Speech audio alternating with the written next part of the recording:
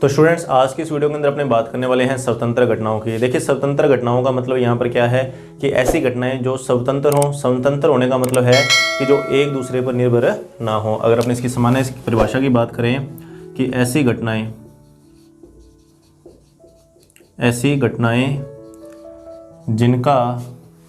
जिनका एक दूसरे पर या परस्पर, ठीक है, एक दूसरे पर या फिर परस्पर कोई प्रभाव ना पड़े,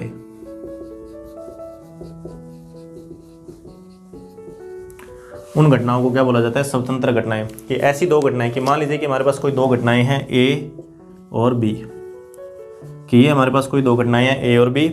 अगर ए घटना पहले घटित हो गई, मान लेते हैं कि ए घटना घट चुकी है, ठीक है, ये घटना घट चुकी है, और अब बारी है मान लो बी की, ठीक है, अब बी की बारी है। अगर इस बी की प्रायिकता का प्रभाव इस पर ना पड़े, अब ये पता कैसे लगेगा कि इसका प्रभाव इस पर पड़ता है या नहीं पड़ता? तो इसका एक तरीका है।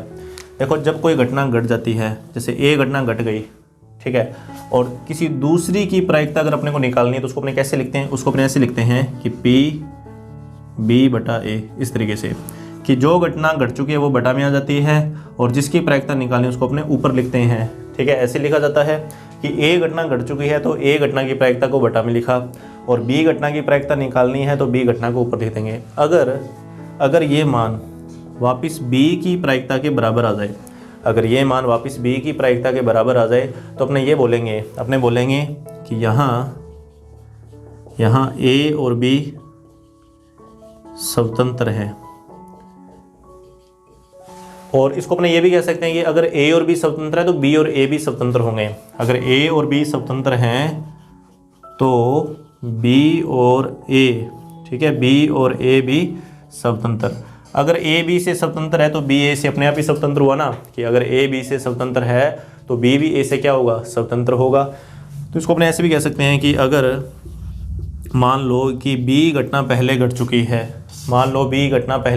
है, और अब हमें प्रायिकता निकालनी है ए की, और अगर ये बराबर आ जाए वापस ए की प्रायिकता के, कि ये वाला मान मतलब ए की स्वतंत्र रूप से प्रायिकता जो है वो सह प्रतिबंध प्रायिकता के बराबर आ जाए। अगर सह प्रतिबंध प्रायिकता, ए घटना की सह प्रतिबंध प्रायिकता और ए की स्वतंत्र रूप से जो प्रायिकता है, अगर ये दोनों बराबर आ जाए तो अपने बोलेंगे ए और बी क्या है? स्वतंत्र हैं। ए और बी स्वतंत्र। बस अपने को इतनी ही बात ध्यान में रखनी है कि सह प्रतिबंध प्रायिकता एग्जैक्ट प्रायिकता के बराबर आनी चाहिए, कि बी की सह प्रतिबंध प्रायिकता, ये बी की सह प्रतिबंध प्रायिकता है और वो बी की स्वतंत्र प्रायिकता है। अगर वो दोनों बराबर हो जाएं तो अपने बोल देंगे ए और बी स्वतंत्र है। या अपने ये भी कह सकते हैं कि ए की सह प्रतिबंध प्रायिकता ए की स्वतंत्र प्रायिकता के बराबर है, तो भी अपने कह सकते हैं कि ए और बी जो है वो दोनों घटनाएं कैसी हैं? स्वतंत्र घटनाएं हैं, ठीक है। कि यहाँ से भी अपने कह सकते हैं कि ए और बी स्वतंत्र हैं, ए और बी स्वतंत्र घटनाएं हैं। और अगर ए और बी स्वतंत्र हैं तो ये ध्यान रखना कि बी और ए भी क्या होंगे? स्वतंत्र होंगे। एक तो ये रिजल्ट अपने को ध्यान में रखना है। अब यहाँ से एक चीज़ और अपने काफ़ी इंपॉर्टेंट है, वो ये कि अपने जानते हैं कि पी ए बटा बी बराबर होता है पी ए इंटरसेक्शन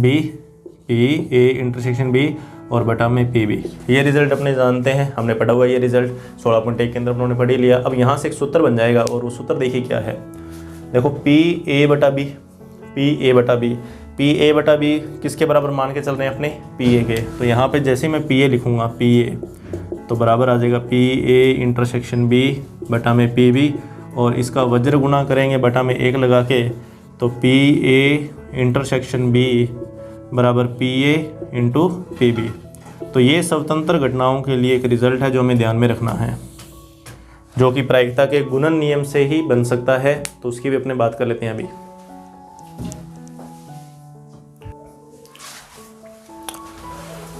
तो अभी अपनों ने स्वतंत्र घटनाओं के लिए एक सूत्र देखा कि पी ए इंटरसेक्शन बी बराबर P A into P B. और जैसे अपने गुणन नियम की बात कर रहे थे कि गुणन नियम पी ए इंटरसेक्शन बी, जिसको अपने पी ए बी भी बोलते थे, पी ए बी, ये कैसे लिखते थे अपने कि पहले पी ए लिख लेते थे, मतलब ए की प्रायिकता या ए घटना घट चुकी है, और फिर अपने लिखते थे कि बी की प्रायिकता, लेकिन ए घटना घट चुकी तो वो बटा में आ जाता था। यहाँ पर तो ऐसे इसलिए होता था क्योंकि यहाँ ए और बी स्वतंत्र घटनाएं नहीं थी। यूँ कह सकते हैं कि बी घटना का प्रभाव ए घटना का प्रभाव बी घटना पर पड़ रहा था, इसलिए अपने को यहाँ पर बटा में ए दिखाना जरूरी था। लेकिन अगर स्वतंत्र हैं, अगर घटनाएं स्वतंत्र हैं तो इस तरीके से लिखने की ज़रूरत नहीं है। मतलब यहाँ लिखेंगे यदि ए और बी स्वतंत्र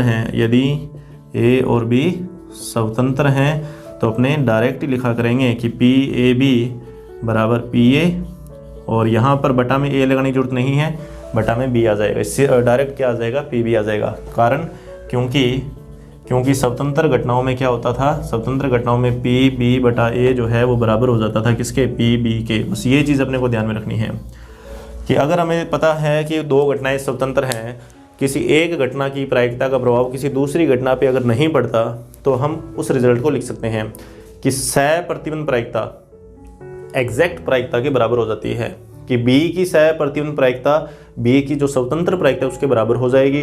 और फिर इसका यूज़ अपने यहाँ कर लेंगे, तो ये एक तरीके से नियम बन जाएगा। यह हमने उस सूत्र से भी देखा ही है इस तरीके से। तो अगर स्वतंत्र घटनाएं एक साथ घटित होती हैं, दो या दो से ज़्यादा स्वतंत्र घटनाएं अगर एक साथ घटित होती हैं, तो डायरेक्ट उनका अपने गुणा कर सकते हैं। जैसे मान लो कि 3 घटनाएं हैं ए बी और सी, और ये तीनों की तीनों घटनाएं मान लो स्वतंत्र हैं। मान लो कि ये तीनों घटनाएं स्वतंत्र हैं और ये तीनों घटनाएं एक साथ घटित होती हैं कि P A intersection B intersection C, मतलब ये तीनों घटनाएं एक साथ घटित होती हैं। तो इसको अपने ऐसे लिखेंगे कि P A into P B और इंटू में पी सी। बटा में कुछ भी अपने को लिखने की जरूरत नहीं होती। गुणन नियम में तो क्या होता था कि अपने बटा में वो मान लिख देते थे कि अगर ए घटना घट चुकी है तो ए बटा में आ जाता था, ए और बी अगर घटना घट चुके तो ए और बी बटा में आ जाते थे, कि जो घटना घट चुकी होती थी वो बटा में आ जाती थी। लेकिन अगर आपको ये पता लग जाए, अगर अपने को ये पता लग जाए कि घटनाएं स्वतंत्र हैं, अगर घटनाएं स्वतंत्र हैं तो अपने को बटा में कुछ भी लिखने की जरूरत नहीं है। हम डायरेक्ट इन तीनों घटनाओं के एक साथ घटित होने की प्रायिकता अगर ज्ञात करना चाहते हैं तो इनका डायरेक्ट आपस में क्या कर देंगे, गुणा कर देंगे। और अगर 4 घटनाएं हैं और उन चारों के एक साथ घटित होने की प्रायिकता ज्ञात करनी है कि ए बी सी डी ये 4 घटनाएं हैं और ये चारों घटनाएं स्वतंत्र है और उनके एक साथ घटित होने की प्रायिकता ज्ञात करनी है, तो ये बराबर आ जाएगा direct P A into P B into P C into P D. बस ये चीज़ ध्यान में रखनी है अपने को कि स्वतंत्र घटनाएं अगर आती हैं तो एक साथ घटित होने की प्रायिकता को अलग अलग गुणा के रूप में लिख सकते हैं। ठीक है, तो एक तो ये चीज़, और यहाँ से 2-3 बातें और है जो अपने काफ़ी काम की हैं, जो यहाँ यूज़ होंगी, तो वो देखिए।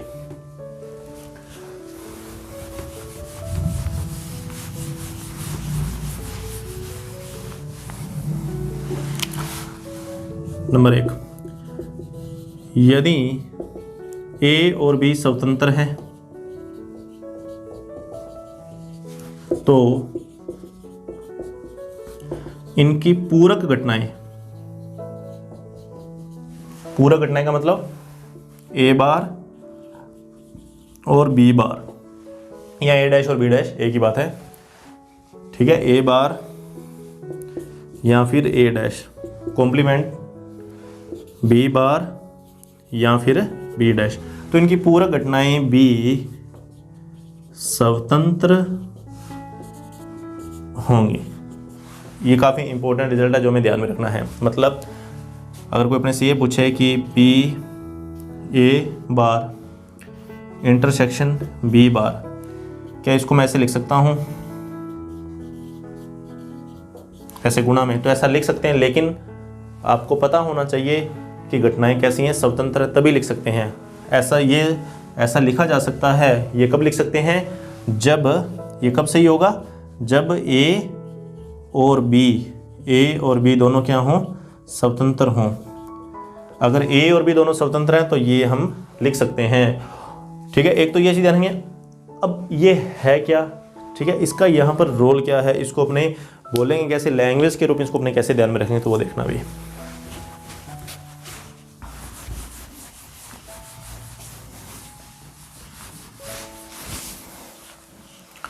देखो अपने को ध्यान है कि पी ए का मतलब होता है घटना ए के घटने की प्रायिकता।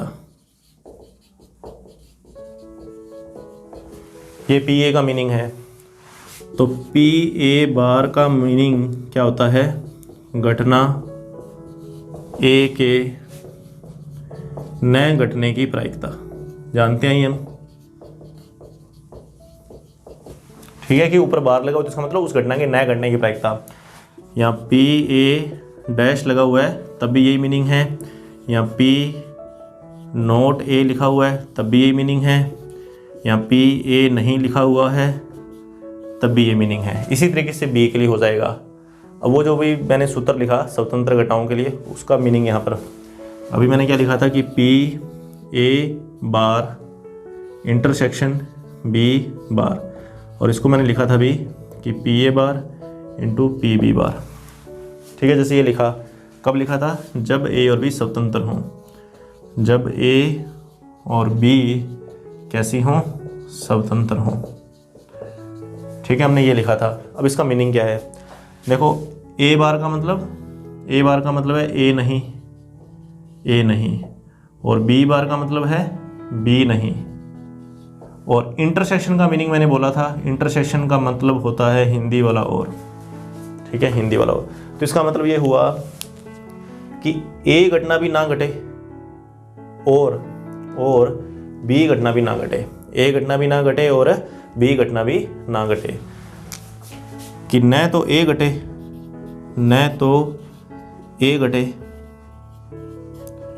और न ही बी घटे, कि न तो ए घटना घटे और न ही बी घटना घटे। तो इसकी प्रायिकता को ऐसे लिखा जाता है P A bar intersection B bar, इस तरीके से कि हम चाहते हैं कि ए घटना भी ना घटे और बी घटना भी ना घटे, दोनों ही घटनाएं ना घटे, तो उसको इस तरीके से रिप्रेजेंट किया जाएगा। ठीक है, एक तो ये चीज़ अपने को समझनी है। और इसी तरीके से इसके अंदर एक बात और है जो काफ़ी इंपॉर्टेंट भी है, तो उसको देखते हैं अभी अपने।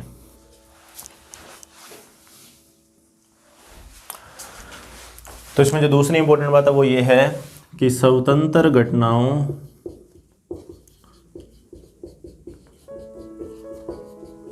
में से कम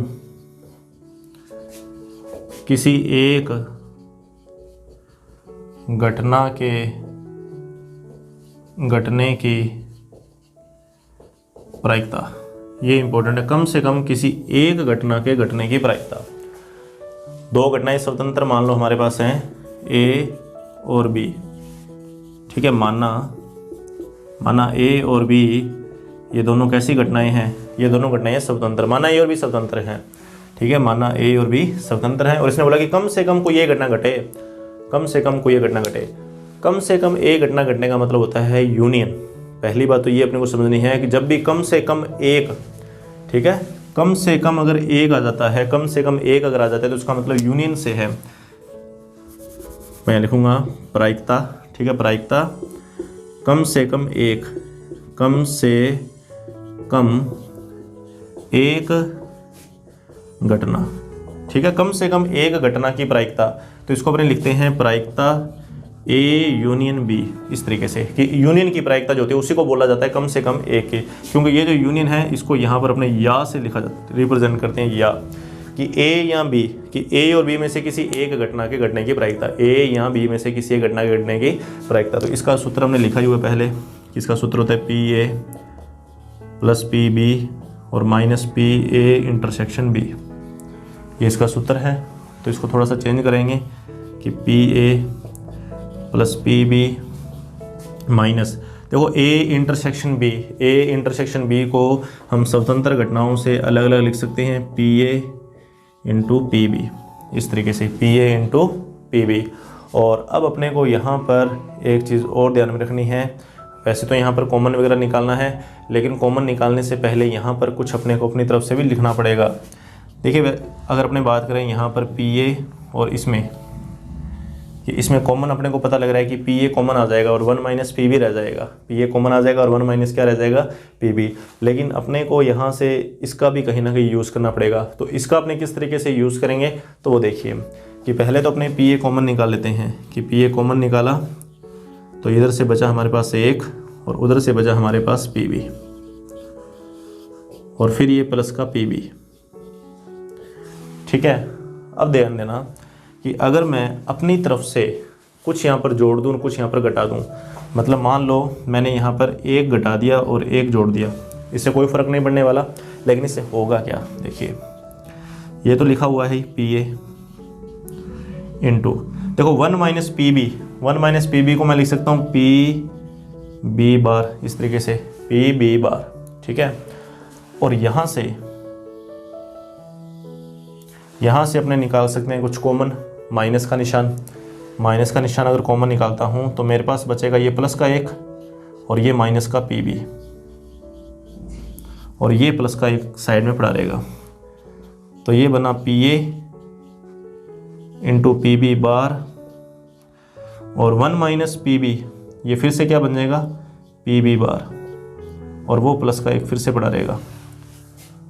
और अब देखो, अब यहाँ से मैं फिर से कॉमन निकालूंगा पी बी बार, ठीक है। यहाँ से फिर से कॉमन क्या आ रहा है पी बी बार आ रहा है, और वो भी अपने माइनस का पी बी बार कॉमन निकाल ले तो वो ज़्यादा बढ़िया रहेगा। तो देखो कैसे, वो जो एक दिख रहा है अपने को, वो लास्ट वाला जो एक है उसको लिखा पहले, ठीक है, उसको पहले लिख लो। और यहाँ से मैं माइनस का पी बी बार कॉमन निकाल रहा हूँ, माइनस का P B bar, bracket start.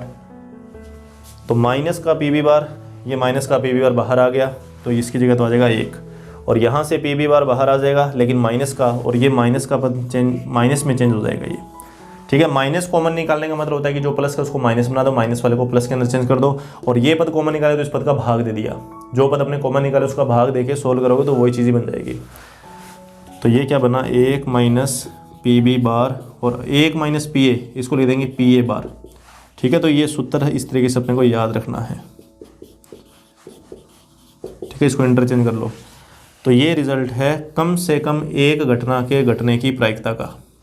अगर हमें कम से कम किसी एक घटना के घटने की प्रायिकता अगर ज्ञात करनी है, कम से कम किसी एक घटना के घटने की प्रायिकता अगर ज्ञात करनी है तो ये सूत्र है कि 1 माइनस घटना ए भी ना घटे और घटना बी भी ना घटे, कि दोनों घटनाएं ना घटें, उसको एक में से माइनस कर दो। कैसे कि 1 माइनस ए बी न घटे और बी भी न घटे, ठीक है। तो ये रिजल्ट है, जो एग्जाम्पल है 15वां, वो एग्जाम्पल का ये सॉल्यूशन है एक तरीके से।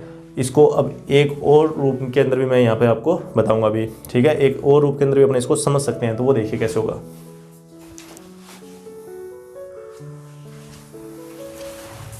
देखो जैसे अपने को लिखना है कि स्वतंत्र घटनाओं में से कम कोई एक घटना घटे, इसको नए रूप में देखना भी कि कम से कम कोई एक घटना तो घटे बराबर। इसका मतलब क्या हुआ, इसका एक अन्य मीनिंग, तो दूसरा इसका जो मतलब वो क्या हो सकता है कि कम से कम कोई एक घटना तो घटे, तो इसको अपने ये बोल सकते हैं कि 1 माइनस एक भी घटना न घटे। और ये जो लाइन लिखी ये काफ़ी इंपॉर्टेंट है, और 16.2 के जो बचे हुए क्वेश्चन है, लगभग जो क्वेश्चन है वो इस एक लाइन से अपने सोल्व करेंगे कि कम से कम कोई एक घटना तो घटे। इसको अपने ये बोल देंगे कि 1 माइनस एक भी घटना ना घटे, 1 माइनस एक भी घटना ना घटे। कि मान लो कि मेरे पास कोई घटनाएं हैं 3, ए बी और सी, ये 3 घटनाएं हमारे पास हैं। मैं चाहता हूँ कि इन तीनों में से कोई एक घटना तो घटी जाए, चाहे वो ए हो, चाहे वो बी हो, चाहे वो सी हो, कोई एक घटना जरूर घट जाए, ठीक है। कि तीन में से कोई एक घट जाए, कोई एक घटना घट जाए,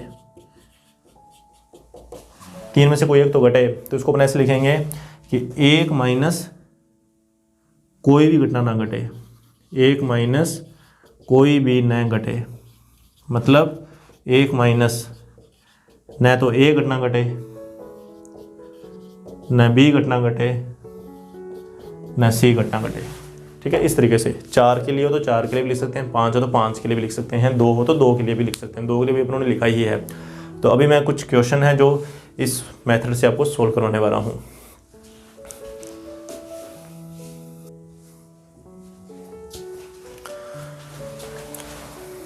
तो देखिए ये कुछ क्वेश्चन है 16.2 में से ही, जो कि स्वतंत्र घटनाओं पर आधारित हैं, ठीक है, स्वतंत्र घटनाओं पर। पहला क्वेश्चन, छठा क्वेश्चन, मतलब कि एक पासे को 3 बार उछाला गया, कम से कम एक बार विषम आने की प्रायिकता, कम से कम एक बार विषम आने की प्रायिकता।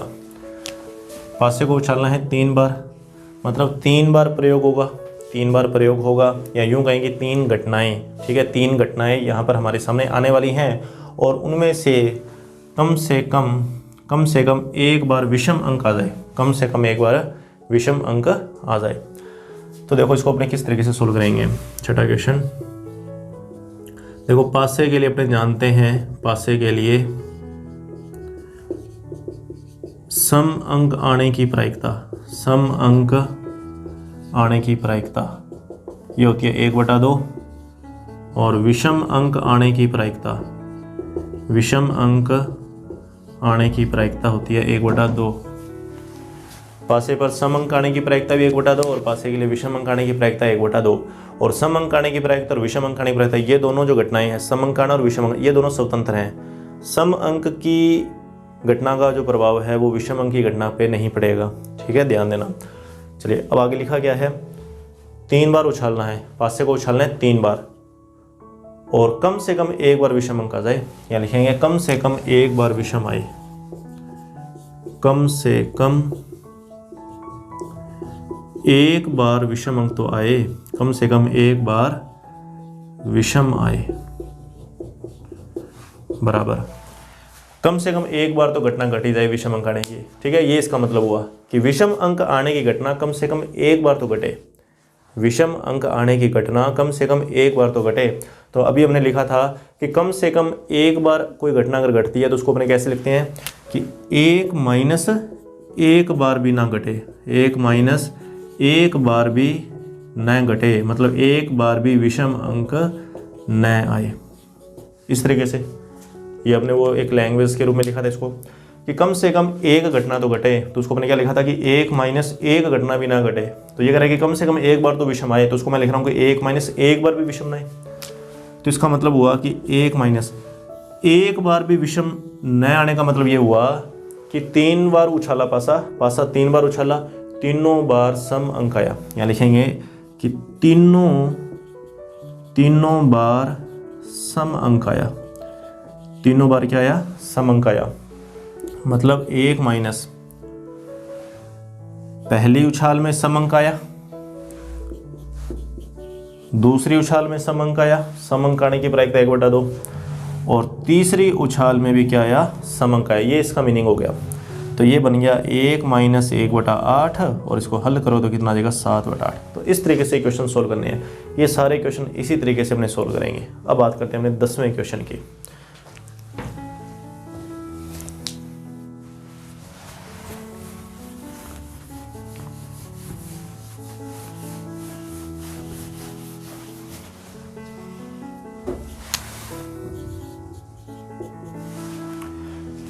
ए, ठीक है, ए किसी पुस्तक की 90% समस्याओं को हल और बी उसी पुस्तक की 70% समस्याओं को हल कर लेता है। कि ए और बी किसी पुस्तक की समस्या को हल करते हैं, ए 90% तक समस्याओं को सोल्व कर लेता है और बी 70% तक। कम से कम एक के द्वारा समस्या को हल करने की प्रायिकता पूछी है कि समस्या हल होने की प्रायिकता ए द्वारा समस्या हल होने की प्रायिकता कितनी है, 90%, मतलब 90/100, मतलब 9/10। और बी द्वारा समस्या हल होने की प्रायिकता, बी द्वारा समस्या हल होने की प्रायिकता ये है 70%, मतलब 70/100, मतलब 7/10। कम से कम एक के द्वारा हल करने की प्रायिकता, कम से कम एक तो हल करे, या लिखेंगे कम से कम एक के द्वारा, ठीक है, ए या बी, कम से कम एक के द्वारा समस्या हल होने की प्रायिकता, समस्या हल होने की प्रायिकता इसने पूछी है। तो कैसे लिखेंगे, 1 माइनस, ठीक है, समस्या हल होना मतलब कोई घटना मान ली, तो ये कह रहा है कि कम से कम एक घटना तो घटे, कम से कम एक घटना तो घटे, तो उसको लिखेंगे कि 1 माइनस एक भी घटना ना घटे, मतलब समस्या हल ना हो, कि 1 माइनस समस्या हल न होने की प्रायिकता, कम से कम एक के द्वारा समस्या हल हो जाए, एक माइनस समस्या हल ना हो। समस्या हल कब नहीं होगी? जब ए भी हल नहीं कर पाएगा और बी भी हल नहीं कर पाएगा, मतलब पी ए बार मतलब ए हल नहीं कर रहा और पी बी बार मतलब बी भी हल नहीं कर रहा। ठीक है, समस्या हल कब नहीं होगी? जब ए भी हल नहीं कर पाएगा और बी भी हल नहीं कर पाएगा। ए से भी समस्या हल नहीं हुई और बी से भी समस्या हल नहीं, उसी कंडीशन में बोलेंगे समस्या हल नहीं हुई। तो पी ए बार और बी बी बार लिख दिया। तो 1 माइनस पी ए बार, तो पी ए बार ये तो है पी ए का मान, देखो पी ए का मान तो है 9/10, तो पी ए बार इसको 1 में से माइनस कर देंगे तो कितना आ जाएगा 1/10, तो 1/10 फिर गुणा पी बी बार, तो पी बी का मान तो है 7/10, ये पी बी का मान 7/10, तो पी बी बार का मान 3/10, 1 में से माइनस कर देंगे तो 3/10, हल कर लेना आंसर आ जाएगा। तो 1 माइनस 3/100 97/100 आ जाएगा, ये 97/100 मतलब 0.97 इस तरीके से। और अब अपने बात करते हैं 11वें क्वेश्चन की। 11वें क्वेश्चन में बिल्कुल इसी तरीके का है। 11वें क्वेश्चन में ये बोला हुआ है कि 3 विद्यार्थियों द्वारा कोई समस्या हल करने की प्रायिकता, पहले विद्यार्थी द्वारा समस्या हल करने की प्रायिकता 1/2, दूसरे के द्वारा 1/3 और तीसरे के द्वारा 1/4 है। तो समस्या के हल होने की प्रायिकता, यह है कि समस्या हल हो जाए। समस्या हल होने का मतलब चाहे कोई भी हल कर दे, चाहे ए हल करे, चाहे बी हल करे, चाहे सी हल करे। ठीक है, समस्या, इसने ये नहीं बोला कि कौन हल कर रहा है, इसने ये बोला कि समस्या के हल होने की प्रायिकता।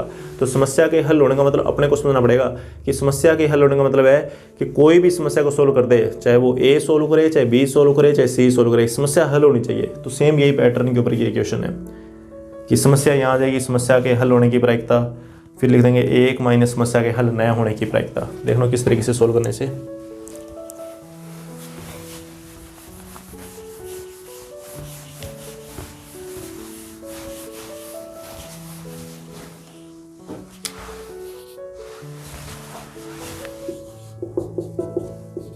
तो पहले विद्यार्थी के लिए 1/2 लिख लिया, दूसरे विद्यार्थी के लिए 1/3 और तीसरे विद्यार्थी के लिए 1/4। ठीक है, 3 विद्यार्थी थे, ए बी सी से रिप्रेजेंट कर दिया, 3 विद्यार्थी हैं और कोई समस्या हल करने की प्रायिकता 1/2, 1/3, 1/4 यहाँ लिख दिया। ठीक है, पहले विद्यार्थी द्वारा समस्या हल करने की प्रायिकता 1/2, दूसरे विद्यार्थी द्वारा समस्या हल करने की प्रायिकता 1/3 और तीसरे विद्यार्थी द्वारा समस्या हल करने की प्रायिकता कितनी 1/4। और ये करें कि समस्या के हल होने की प्रायिकता ज्ञात कीजिए, चाहे कोई मर्जी हल करे। यहाँ लिखेंगे समस्या का हल होना, समस्या हल हो जाए तो 1 माइनस समस्या हल न हो। समस्या हल कब नहीं होगी? समस्या हल कब नहीं होगी? समस्या हल तब नहीं होगी जब ए भी समस्या को हल ना कर पाए, बी भी हल ना कर पाए, सी भी हल ना कर पाए। मतलब 1 minus P A bar, P B bar, P C bar. तो 1 माइनस पी ए बार, तो इसको 1 में से माइनस करूँगा तो 1/2 आ जाएगा। पी बी बार, इसको 1 में से माइनस करूँगा तो 2/3 आ जाएगा। और पी सी बार, इसको 1 में से माइनस करूँगा तो 3/4, 3 से 3 गया, 2 से 2 गया, तो 1 माइनस 1/4 और उत्तर इसका कितना आ जाएगा 3/4। ठीक है, 3/4। ठीक है, 9वां 10वां 11वां 3 क्वेश्चनों का लास्ट क्वेश्चन है 13वां। सेम ही क्वेश्चन है, 11वां क्वेश्चन 13वां क्वेश्चन, फर्स्ट पार्ट सेम है, आप खुद सोल्व करके देख लेना। समस्या हल हो जाती है, समस्या हल हो जाती है इसी तरीके से, समस्या हल हो जाती है 1 माइनस समस्या हल नहीं होती। इसी तरीके से करना है जैसे कि अपने 11वां क्वेश्चन किया या जैसे हमने 10वां क्वेश्चन किया। मैं इस 13वें क्वेश्चन का सेकंड पार्ट करवा रहा हूँ आपको।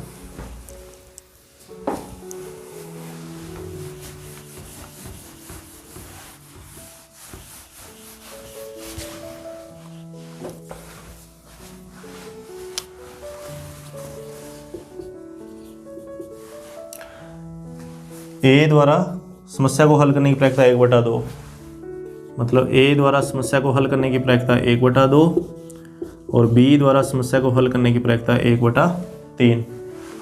यहाँ से चाहो तो लिख लो मान पी ए बार 1/2 और यहाँ से पी बी बार 2/3। ठीक है, समस्या हल न करने की प्रायिकता ये करे कि तथ्यत मतलब ठीक, न कम न ज़्यादा, तथ्यत कोई एक समस्या को हल कर लेता है। यहाँ लिखेंगे तथ्यत ठीक है। तथ्यत का मतलब होता है ठीक, पूरा पूरा, ठीक। तथ्यत कोई एक समस्या को हल कर लेते हैं, कोई एक समस्या को हल कर लेता है, समस्या को हल करता है। कोई एक ही हल करेगा, ठीक है, कोई एक ही हल करेगा, ऐसा नहीं है कि दोनों हल करेंगे, या तो ए हल करेगा या बी हल करेगा, ठीक है। इसका मतलब ये हुआ कि या तो ए हल करेगा या फिर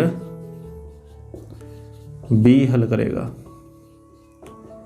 लेकिन इतना ही नहीं है, इसका मतलब एक चीज और इसमें इंक्लूड करेंगे, वो देखो क्या। इसने बोला कि ठीक एक, इसका भी तो यूज होगा, ठीक है। अगर ये ना होता सीधा, इसलिए तो कोई एक समस्या को हल करता है, फिर तो वो यूनियन के हिसाब से अपने कर लेते, लेकिन इसने ठीक शब्द जोड़ दिया, इससे चेंज हो गया क्वेश्चन काफी। इसने बोला कि तथ्य कोई एक ही समस्या को हल करता है, तो इसका मतलब ये हुआ कि अगर ए समस्या को हल करता है, अगर ए समस्या को हल करता है, तो उसी समय बी से वो समस्या हल नहीं होनी चाहिए। इस चीज़ का अपने को ध्यान रखना पड़ेगा कि अगर ए समस्या को हल कर रहा है तो बी समस्या को हल ना करे, तो बी के ऊपर बार आ जाएगा, ठीक है। एक तो ये कंडीशन, या फिर अगर बी हल करता है तो उस कंडीशन में अपने को ध्यान रखना पड़ेगा कि ए हल ना करे। तो इस तरीके से दो कंडीशन बनेगी कि अगर ए हल करेगा तो बी हल ना करे, या फिर अगर बी हल करता है तो ए हल ना करे। तो इसको अपन ऐसे लिख देंगे, P A B bar plus, या की जगह plus P B A bar. इनको अलग अलग लिख लेंगे कि P A into P B bar और P B into P A bar. मैंने बोला था कि अगर ए और बी स्वतंत्र घटनाएं तो उनकी पूरक घटनाएं भी स्वतंत्र घटनाएं होती हैं। अब चाहे वो कैसी मर्जी आती रहे कि ए और बी अगर स्वतंत्र हैं, अगर ए और बी स्वतंत्र हैं, ये स्वतंत्र रूप से हल कर रहे हैं समस्या को, ए और बी अगर स्वतंत्र है तो ए बार बी बार भी स्वतंत्र होंगे, कॉम्बिनेशन चाहे कैसा मर्जी हो, तो ए और बी बार ये भी स्वतंत्र ही मानी जाएंगी, इसलिए इनको अलग अलग लिख सकते हैं गुणा करके, इनको भी अलग अलग गुणा करके ऐसे लिख सकते हैं। तो पी ए का मान, ये सारे, अब ये चारों मान अपने को यहाँ लिखने और आंसर आ जाएगा अपना। तो पी ए का मान सबसे पहले 1/2, पी बी बार का मान 2/3, पी बी का मान 1/3, पी ए बार का मान 1/2। तो ये बना 2/6 और ये बना 1/6। जोड़ोगे तो 3/6, काटोगे तो 1/2। तो ये इसका फाइनल रिजल्ट है, ठीक है, ये फाइनल आंसर। तो ये तो अपने इसके क्वेश्चन। अब इसमें ना 2 क्वेश्चन और शुरू के 4 क्वेश्चन और बचे हुए हैं, उनकी भी अपने बात कर ही लेंगे भी। इसमें क्वेश्चन बचा हुआ एक तो 8वां जो क्वेश्चन है वो 16.1 का ही क्वेश्चन है, वो खुद आप सोल्व करेंगे। 9वें क्वेश्चन की बात कर लेते हैं, और शुरू के जो 4 क्वेश्चन है वो क्वेश्चन।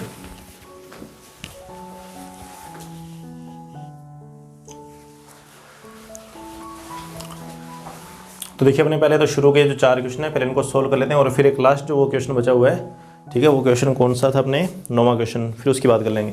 देखिए ये फर्स्ट क्वेश्चन, ए की प्रायिकता बी की प्रायिकता दे रखी है और इंटरसेक्शन की प्रायिकता दे रखी है। ए बार इंटरसेक्शन बी बार का रिजल्ट निकालना है, इसकी प्रायिकता अपने को ज्ञात करनी है। थोड़ी सी चीज़ यहाँ पे सोचना है अभी कि ए की प्रायिकता और बी की प्रायिकता 1/4 और 1/2। ध्यान देना फर्स्ट क्वेश्चन कि पी ए इंटरसेक्शन बी तो 1/8 है, पी ए 1/4 है और पी बी 1/2 है। अगर मैं इसके साथ गुणा करूं, मतलब 1/4 गुणा 1/2 कितना आएगा, 1/8 ही तो आएगा, मतलब ये वाला मान आएगा, ठीक है। मतलब यहाँ से बुक में तो नहीं बोल रखा, लेकिन अपने को देखना पड़ेगा ये, वो क्या कि पी ए इंटरसेक्शन बी जो है वो P A into P B के बराबर है। यहाँ से अपने समझ सकते हैं कि इन दोनों का गुणा जो है वो ये वाला मान आ रहा है। तो इसका मतलब ये कब होता है, ये स्वतंत्र घटनाओं में होता है। ये रिजल्ट कब निकलता है, स्वतंत्र घटनाओं में। यहाँ से अपने कह सकते हैं दैट एम्प्लाइज कि ए और बी जो हैं, ए और बी क्या है, स्वतंत्र हैं। और हम जानते हैं कि अगर ये दोनों स्वतंत्र हैं तो इनकी पूरक घटनाएं भी स्वतंत्र होती हैं। तो ए बार और बी बार ये दोनों भी क्या हो जाएंगी, स्वतंत्र हो जाएंगी। और अगर ये दोनों स्वतंत्र हैं तो मैं ये भी तो लिख सकता हूँ कि P A bar intersection B bar बराबर पी ए बार गुणा पी बी बार, इस तरीके से। तो देखो इसी का मान ज्ञात करना है, इसका मान अपने को ज्ञात करना है, ठीक है, इसका मान ज्ञात करना है। तो देखो पी ए बार का मान क्या होगा, तो पी ए का मान 1/4 है, तो पी ए बार का मान इसको 1 में से माइनस कर देंगे तो 3/4, और पी बी बार का मान निकालना है तो इसको 1 में से माइनस कर दो तो 1/2 ही रहेगा। तो उत्तर आ गया कितना, 3/8, ठीक है। तो फर्स्ट क्वेश्चन का आंसर है वो कितना आएगा, 3/8 आएगा। अब इसी तरीके से बाकी के क्वेश्चन सोल्व करने हैं। तो देखो सेकंड क्वेश्चन,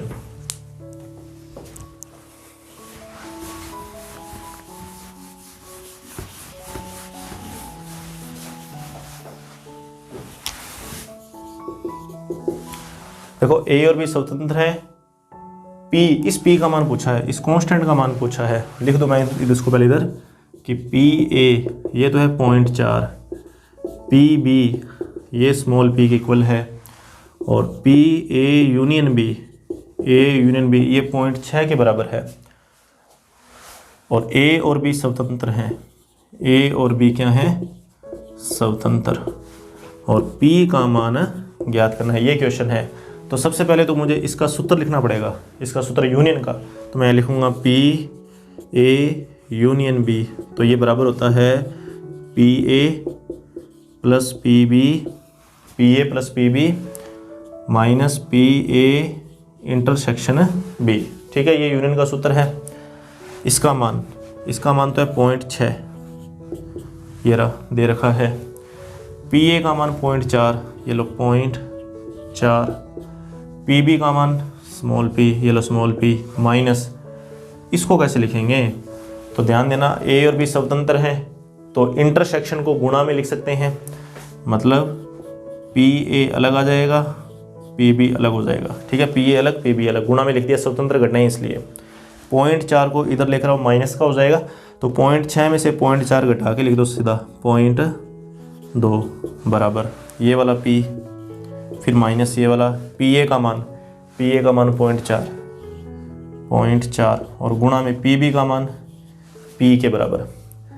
यहाँ से पी कॉमन आ जाएगा, या इनको बीजगणितीय रूप से हल कर लो, माइनस कर लो, तो 0.2 बराबर पी में से 0.4 पी को घटा देना, घटाओगे ना तो ये आएगा 0.6 पी, घटाने पर कितना आएगा 0.6 पी, क्योंकि इसके आगे 1 है तो 1 में से 0.4 को घटाओगे तो 0.6 आएगा, और ये 0.6 पी के गुणा में है, इसको इधर बटा में ले आओ, तो पी का जो मान है वो 0.2/0.6, तो पी का मान हल करने पे कितना आ जाएगा 1/3, पॉइंट से पॉइंट कर देगा 2/6 1/3, ठीक है। तो सेकंड क्वेश्चन के लिए पी का मान कितना आ गया 1/3 आ गया। और अब इसी तरीके से तीसरा क्वेश्चन,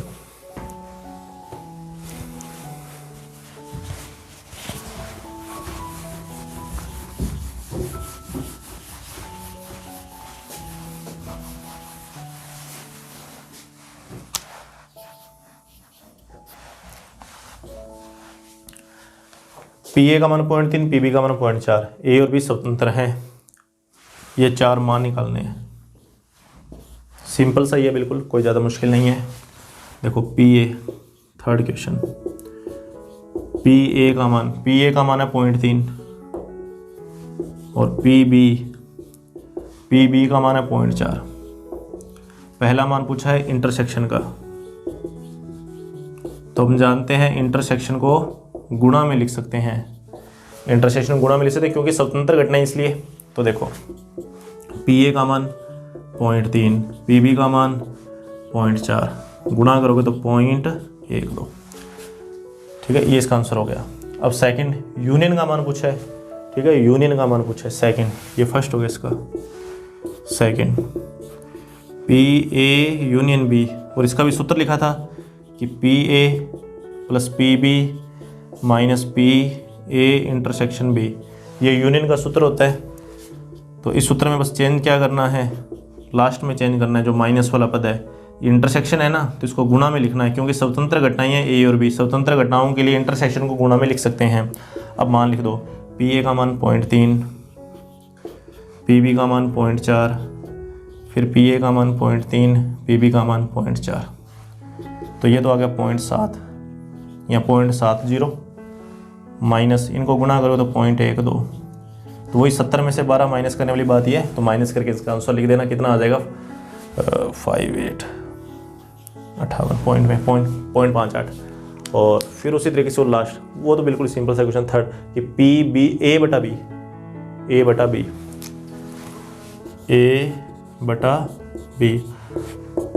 ए और बी स्वतंत्र है, तो मैंने बोला हुआ है कि स्वतंत्र घटनाओं के लिए सह प्रतिबंध प्रायिकता एग्जैक्ट प्रायिकता के बराबर ही होती है। मतलब ए की प्रायिकता सह प्रतिबंध ये किसके बराबर हो जाएगी, पी ए के बराबर हो जाएगी। और पी ए का मान कितना है 0.3, तो इसका आंसर 0.3 आ गया। और इसी प्रकार से इसका आंसर बी बटा ए, बी की सह प्रतिबंध प्रायिकता बी की एग्जैक्ट प्रायिकता के बराबर हो जाएगी, तो बी की एग्जैक्ट प्रायिकता कितनी है 0.4, तो इसका आंसर 0.4 आ जाएगा। ठीक है, उसका 0.3 और इसका 0.4। अब बस अपना चौथा क्वेश्चन, ये चौथा क्वेश्चन भी बिल्कुल इसी तरीके से जो भी अपने कर रहे हैं, आप इसके एग्जाम्पल भी सोल्व कर लेना जो इस तरीके के एग्जाम में क्वेश्चन पूछे जाते हैं, एग्जाम्पल जो कि इस तरीके से सूत्रों के ऊपर आधारित होते हैं।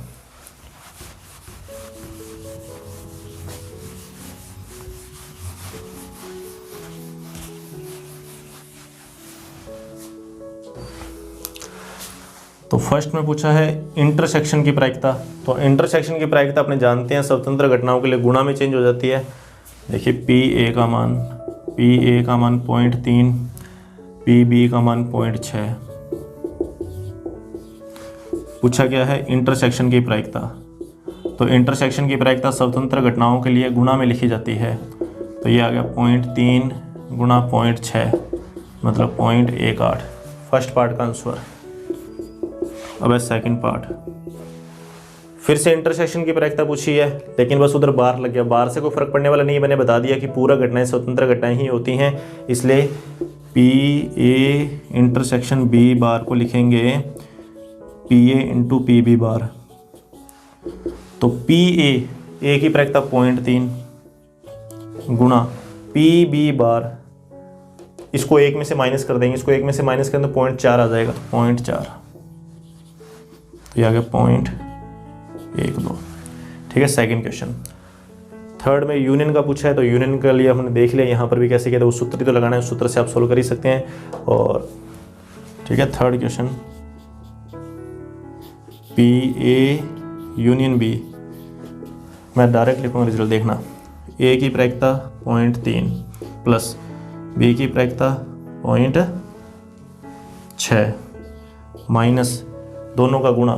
ठीक है, दोनों का गुणा हो जाएगा 0.3 गुणा 0.6, तो ये तो आ जाएगा 0.9 या 0.90 माइनस ये 0.18, तो वही 90 में से 18 घटा के लिख देना पॉइंट के रूप में, इसको लिख देंगे अपने लास्ट में, तो 0.72 इस तरीके से।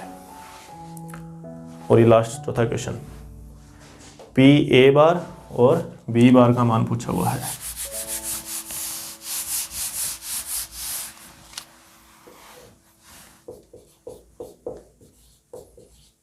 इंटरसेक्शन बी बार, तो ये भी इसी तरीके से गुणा में लिखना है इसको, P A bar into P B bar.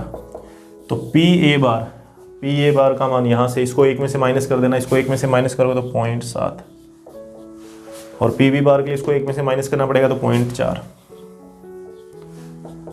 तो 0.28 इस तरीके से। और अब अपना बचता है इसमें एक लास्ट क्वेश्चन, 9वां क्वेश्चन।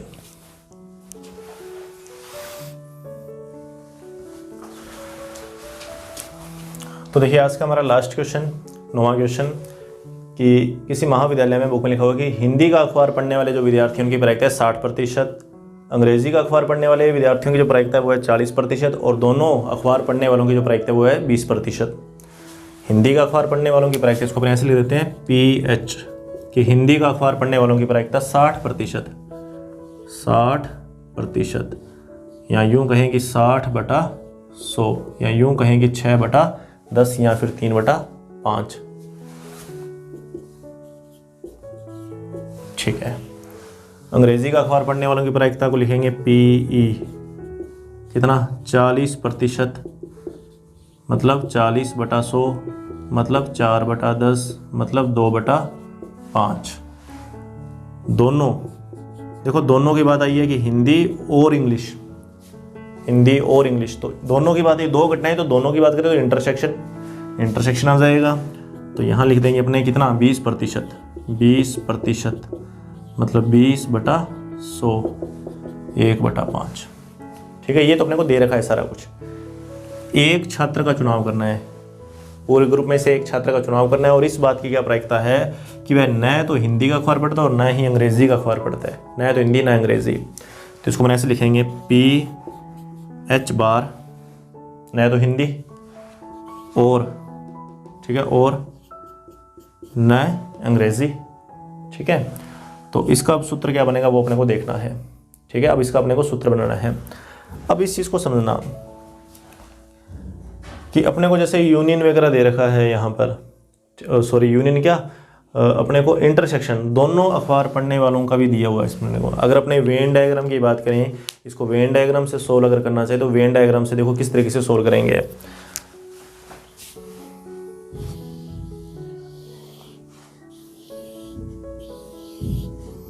ये हिंदी के लिए, ये इंग्लिश के लिए, ठीक है, हिंदी और इंग्लिश के लिए क्या करेगा कि दोनों अखबार पढ़ने वाले 20%, यहाँ 20 आ जाएगा, यहाँ पर क्या आ जाएगा 20। हिंदी वाले 60 हैं तो इधर 40 आ जाएगा, क्योंकि 40 और 20 60 बन जाएगा। और अंग्रेज़ी वाले 40 हैं तो इधर 20 आ जाएगा, क्योंकि 20 और 20 40, इस तरीके से।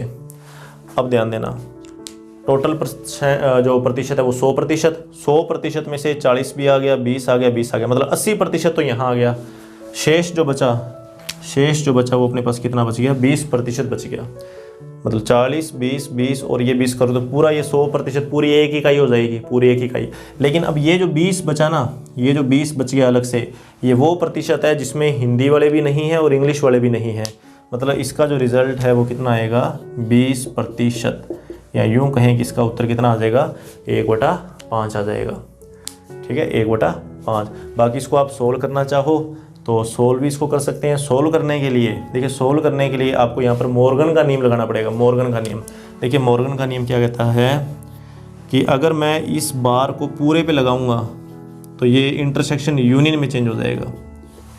और यहाँ से अपने जानते हैं, इसको ऐसे लिख सकते हैं 1 - PH यूनियन, इस तरीके से कि बार नहीं की प्रायिकता निकालनी है तो 1 में से माइनस कर देते हैं ना, तो उस तरीके से। और इसका सूत्र यूनियन का, इसका सूत्र कितना, 1 - ब्रैकेट लगाए यहाँ पर बड़े वाला, पहले PH आएगा, फिर PE आएगा, और फिर माइनस में PH इंटरसेक्शन E आ जाएगा, इस तरीके से। अब इसको सोल्व कर लेना, यही आएगा 20%। देखो कैसे, 1 - लिखा, 1 -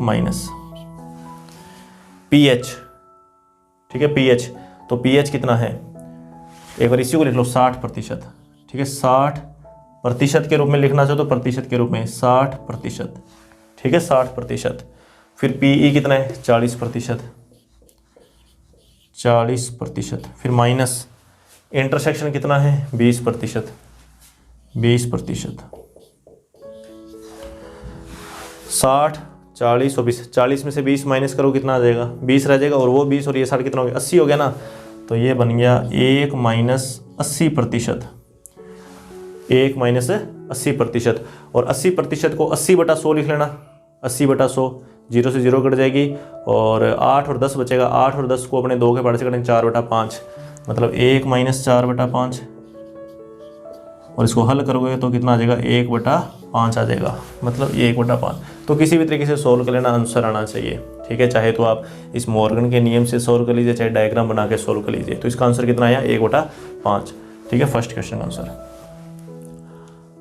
और ये दो जो बच गए, ये दो, ये बिल्कुल ही आसान है। ये 16.1 पे चले गए ये दोनों क्वेश्चन। 16.1 पर क्या करा है कि यदि वह चुना गया विद्यार्थी हो रहा है, उसकी बात हो रही है कि यदि वो चुना गया विद्यार्थी जो है, या चुना गया जो भी छात्र है, अगर वो हिंदी का अखबार पढ़ता है तो इस बात की क्या प्रायिकता है कि वो अंग्रेजी का अखबार पढ़ने वाले हैं। मतलब ये घटना दे रखी है, ये घटना अपने को दे रखी है, हिंदी का अखबार पढ़ने की घटना दे रखी है, इंग्लिश का पूछा जा रहा है। ये घटना पहले से घट चुकी है कि 100 में से जो हमने चुना वो हिंदी का अखबार पढ़ता है, उसी में अंग्रेजी वाले कितने हैं, हिंदी वाले में अंग्रेजी वाले कितने हैं, ठीक है। तो इस बात की प्रायिकता पूछी है। यही देख लो, हिंदी वाले ये रहे सारे, हिंदी वाले 60% ही हैं। इस 60% में अंग्रेजी वाले कितने हैं, ठीक है, तो वो बात करेंगे अपने भी।